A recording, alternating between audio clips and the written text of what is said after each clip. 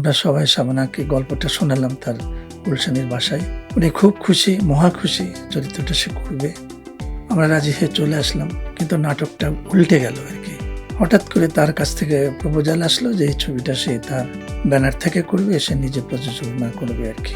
এখন এইটা নিয়ে ভীষণ যুদ্ধ শুরু হয়ে গেল।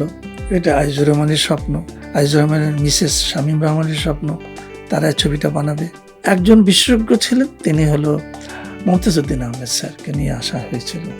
তুমি মিয়া গুলিটা তো ঠিকই মারছো তো গুলিটা, কিন্তু তুমি তো শাবানারা গুলিটা মারো নাই, মারছো তো প্রডিউসারের বুকে।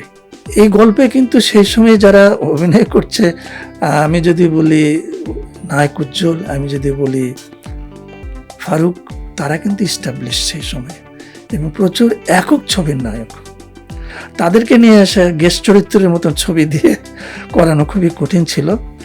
তো ফারুক ভাইকে বলতে গেলে ফারুক ভাইয়ের দৃশ্যটাই ছিল মাত্র 6টা থেকে 8টা দৃশ্য ছিল আর কি। তার একটা বিখ্যাত গান ছিল, সেটা হলো বউ কেন কথা কয় না। পছন্দ হয় না।